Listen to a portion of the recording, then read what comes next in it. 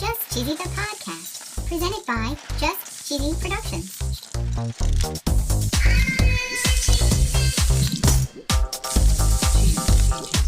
Hi there, I'm your host, Fondue.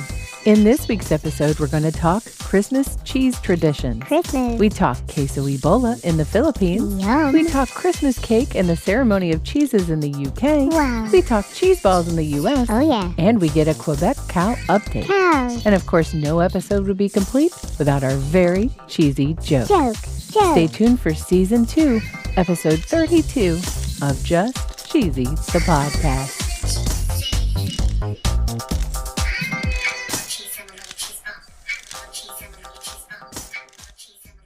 Well, everybody, today is Christmas Day. Ho ho ho. So we thought this might be a good time to talk about some Christmas traditions around the world. Yay. And we want to recognize that during this holiday season, there are other holidays going on. Yeah. So check out a couple of our episodes from last year. Which one? We have a Hanukkah episode from Season 1, Episode 4. Ooh. And we've got a Kwanzaa episode, Season 1, Episode 7. Nice. The first Christmas tradition we're discussing today comes to us all the way from the Philippines. Ooh. According to ManilaSun.com, there are some traditional dishes that you would see at Christmas time. Really? They say there's lots of different dishes that are served during the Christmas season. Ooh. One is a noodle dish called pancit. There's also a dish called hamon. I hope I'm saying these things correctly.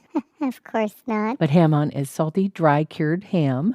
Pan Ooh. de sal Oh, no. is a fluffy traditional bread roll, Ooh. and it's served with coffee or even ice cream. Ooh. It says there's something called ensaimadas, which are pastries similar to brioche. Nice. There's, I'm going to butcher this, Of course. bibinka, Ugh. which is a sweet rice cake baked in banana leaves. Yummy. But the one that we're most interested in is queso de bola. Ooh. And the literal translation is ball cheese or ball of cheese. Cheese. But the tradition of queso de bola goes all the way back to the 1600s. Holy cow. And even though queso de bola is considered a Filipino dish, it actually stems back to the Dutch. Of course. The Dutch were at war with the Spanish in the 1600s, and they had naval battles near the Philippines. Oh no. The Dutch and the Filipino people actually traded secretly during this time. Whoa. And if you saw this cheese, you'd know that it looks pretty familiar. It does. In the Philippines, it's queso de bola. Yeah. In Belize, it's called queso de cavalera. Yeah. It's also called queso de Colorado. Okay. In Mexico, it's called queso holandés. Ooh. In Indonesia, it's called keju idam. Huh. And of course, we're talking about a town in the Netherlands where this cheese originated, and it's called Edam cheese. Nice. And you wonder, how did it get so popular all over the world? Yeah. And ocean voyages were super long. Yeah, they were. But this cheese seemed to prevail. Why? Well, it's because it actually is sealed Oh. in red paraffin wax.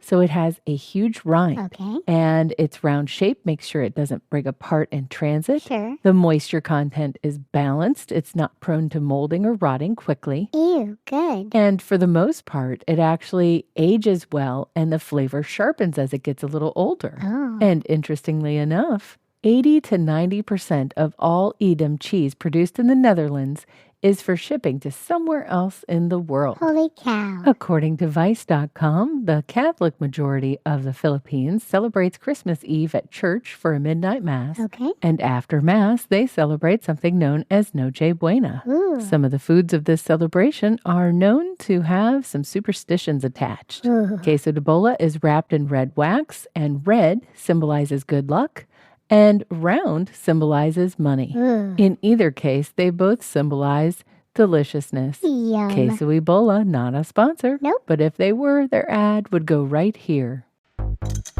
Have you ever wanted to listen to the web? Yeah, Well, Newsly makes that possible. they do. They're an all-in-one audio super app for iOS and Android. Super app. You can listen to trending articles on the web on topics that you choose and get them read to you in a natural human voice. What kind of topics? Sports, Cheese? tech, business, science. Cheese? I'm sure there's even cheese. Yay! They even have an entire section for podcasts. Are we there? Of course we are. Ooh. It's one of my new favorite podcast apps. They even have digital radio. Holy cow. Just go to www.newsly.me to download it free. Whoa. Or use the link in the description.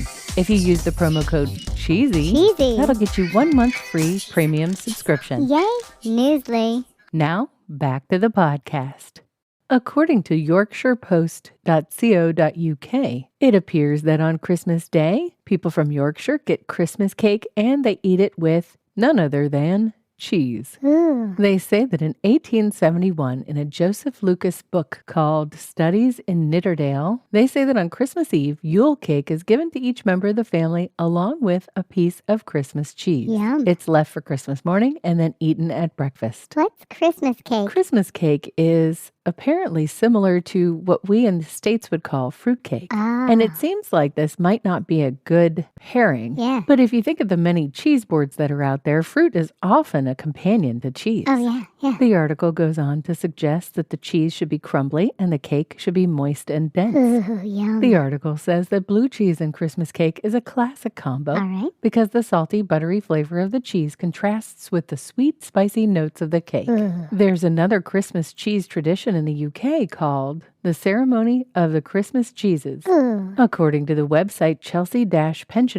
chelsea-pensioners.co.uk, this tradition has gone on since 1692. Holy cow. According to contrarylife.com, the 1692 custom first began when a local cheesemaker supplied war veterans at the hospital with enough cheese to keep them fed through the Christmas season. Aw. And this year, a whopping 295 kilograms, which is about 650 pounds, Wow. of cheese was donated to the Royal Hospital. Holy cow. And in our opinion here at Just Cheesy the Podcast, no holiday would be complete without a festive, decorative cheese ball. Yay, cheese ball. We've made lots of different cheese balls through the years, so Yeah, we check have. out our Instagram and our Twitter feed to find out a recipe and how you can shape one into a snowman. So cool. It's time for my favorite segment. This week in cheese. In the last few episodes, we've talked about some runaway cows in Quebec. Yeah, cows. Well, apparently 4 of them have been caught. Aw. According to globalnews.ca,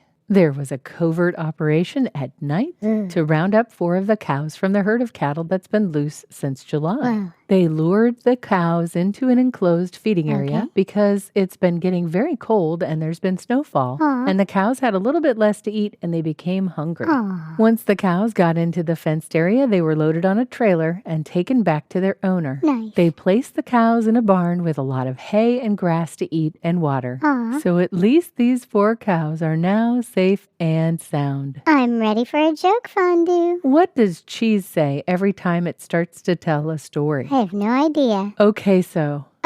Get it? Okay, so. Okay, so. Oh, wow. It's so bad. It was oh so bad Yep. and a little bit cheesy. Thanks for listening to Just Cheesy the Podcast, Season 2, Episode 32. Thank you. Merry Christmas to all of those who Merry celebrate. Christmas. Happy Hanukkah. Happy Hanukkah. And Happy Kwanzaa. Happy Kwanzaa. Enjoy this holiday season. Stay cheesy, everybody.